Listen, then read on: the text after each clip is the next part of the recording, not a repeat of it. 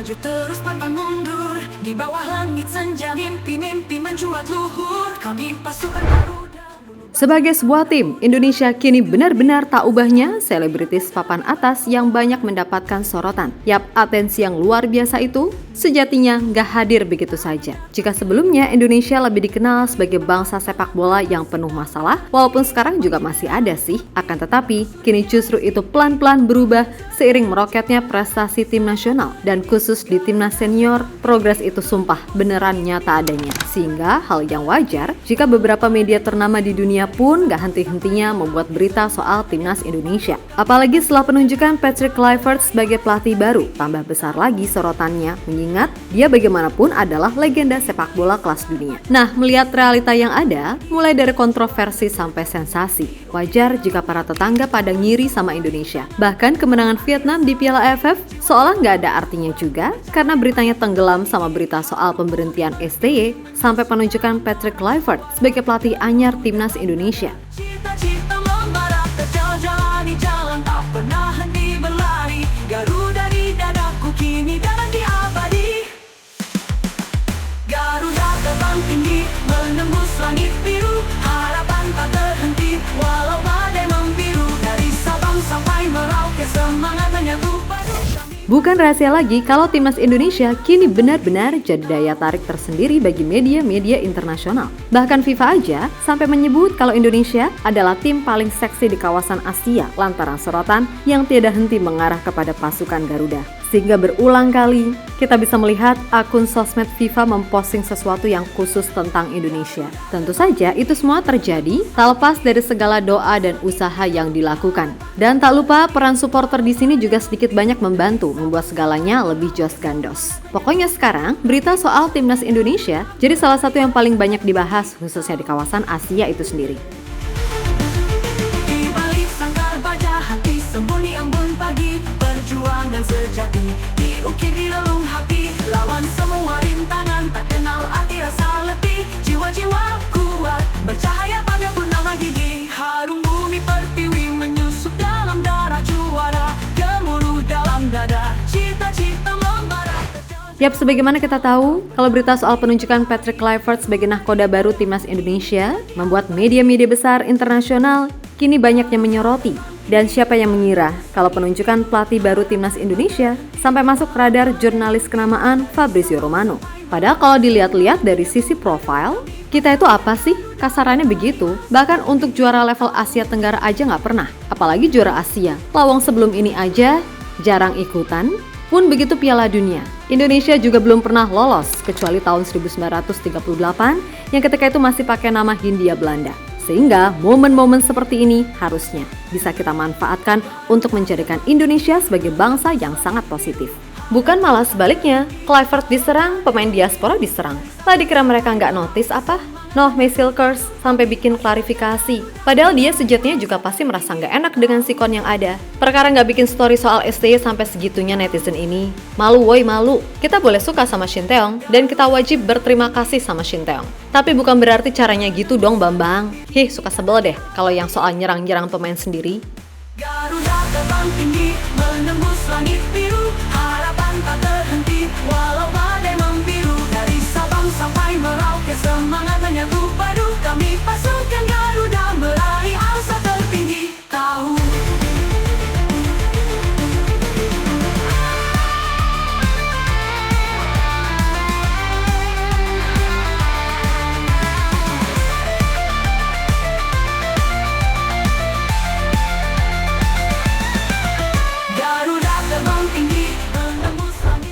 Yap, suka tak suka, semua hal yang terjadi sekarang ini tentu saja nggak lepas dari keberadaan Erick Thohir sebagai ketua umum. Terlepas dari sikon yang sekarang ada, sehingga ada yang suka maupun enggak. Tapi buat Mimin pribadi, masih percaya kok kalau Pak Erick nggak mungkin asal ambil keputusan. Dan faktanya, Pak Erick mampu mengangkat citra PSSI dari yang semula sunyi, gelap, mencekam, dan diselimuti hawa jahat, kini berubah jadi terang benderang. Dan beliau memahami kekecewaan sebagian besar fans Shin Tae-yong. Tapi kan beliau juga sudah jelaskan akar masalahnya seperti apa, walaupun ada bagian yang memang pastinya nggak bisa diungkapkan ke publik. Nah, di luar itu semua, tentu kita masih ingat soal ucapan pengamat sepak bola Malaysia yang mengatakan jika segala kemajuan pesat yang terjadi dengan timnas ada peran besar seorang Erick Thohir yang secara rekam jejak di dunia sepak bola bahkan level dunia gak usah diragukan lagi. Maka dari itu, wajar jika Erick Thohir dilabeli sebagai sosok yang berbahaya di kawasan Asia.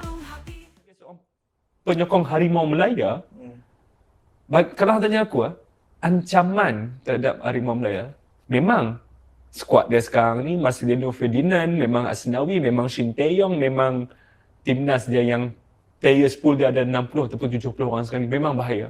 Tapi yang lebih bahaya adalah Erick Thohir.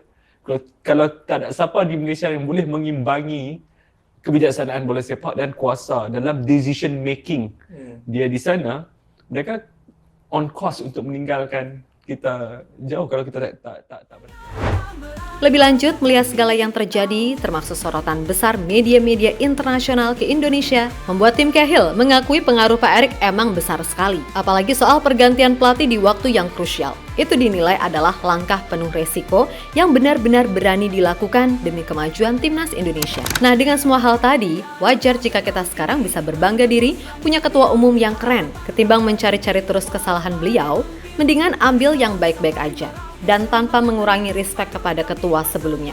Ayo coba sebutkan, ketua PSSI mana sebelum ini yang bisa seakrab itu sama Presiden FIFA? Sampai-sampai Indonesia boleh dibilang sebagai anak emas FIFA, terutama di kawasan ASEAN.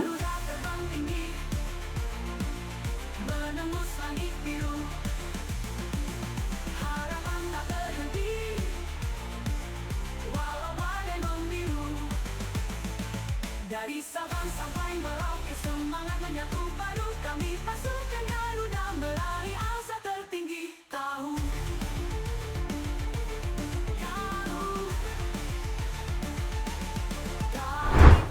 Di sisi lain, apa yang terjadi dengan Indonesia secara nggak langsung membuat para tetangga iri. Vietnam misalnya, harusnya mereka bisa jadi tim yang sangat disoroti karena sukses juara Piala AFF. Setelah sebelumnya selalu terpuruk sepanjang 2024. Tapi alih-alih dapat sorotan, Indonesia lagi yang disorot. Ya iyalah, suka nggak suka.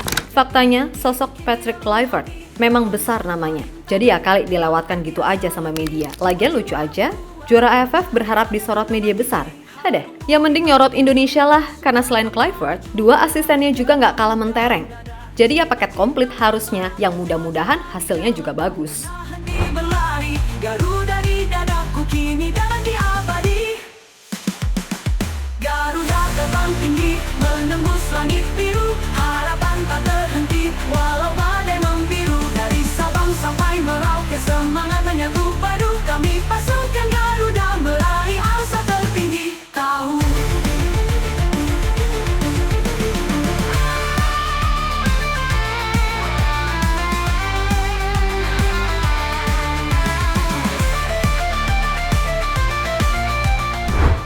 Yap, terlepas dari apapun, arah kemajuan sepak bola Indonesia ini udah benar arahnya. Tinggal ya dimatangkan dari detail-detail kecil yang ada, termasuk masa transisi pelatih baru ini. Dan secara umum, tim ini sebenarnya bisa kok pede buat menantang siapapun, termasuk menggapai mimpi lolos langsung Piala Dunia. Apalagi jika nantinya kualitas liga, pembinaan, serta semua elemen di level domestik udah membaik, maka dijamin sepak bola Indonesia paling enggak akan bisa konsisten bersaing dengan tim-tim kuat Asia dan bisa mengimbangi tim-tim Eropa di masa depan. Tapi kembali lagi, semua itu butuh proses yang gak mudah, serta butuh yang namanya niat tulus dari hati. Karena semua tahu kan masalah utama di bangsa ini, yakni kekurangan orang jujur. Sumpah, orang pinter itu banyak banget. Tapi yang jujur itu loh susah. Mentalnya rata-rata adalah penjilat, tukang ngutil harta rakyat, dan tukang obral janji. Namun moga-moga aja nih, dengan standar tinggi yang udah ditetapkan oleh Pak Erick, semisal di kemudian hari beliau pensiun atau apapun, pondasi atau filosofi dari segala program yang udah disusun bisa terus berjalan. Enggak kayak dulu, ganti ketua, ganti semua programnya. Hanya karena ingin dibilang beda ataupun keren.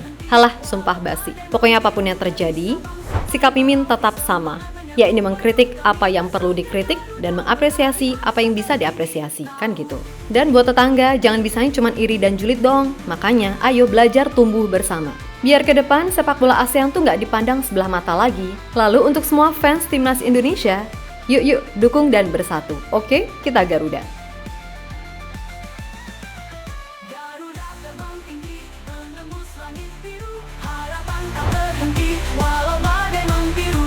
Dari Sabang sampai Merauke, semangat menyatu padu kami pasukan Garuda meraih asa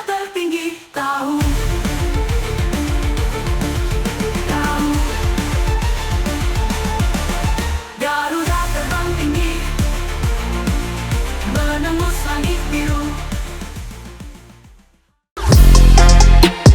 Halo, izin iklan sebentar ya guys. Jadikan ruangmu bernuansa timnas. Temukan beragam poster dinding, sepak bola dan timnas dengan desain menawan, kualitas premium dan harga yang tidak akan menguras kantong. Segera klik link Shopee di deskripsi video ini dan dukung timnas dengan sepenuh hati. Mulai dari dinding rumahmu.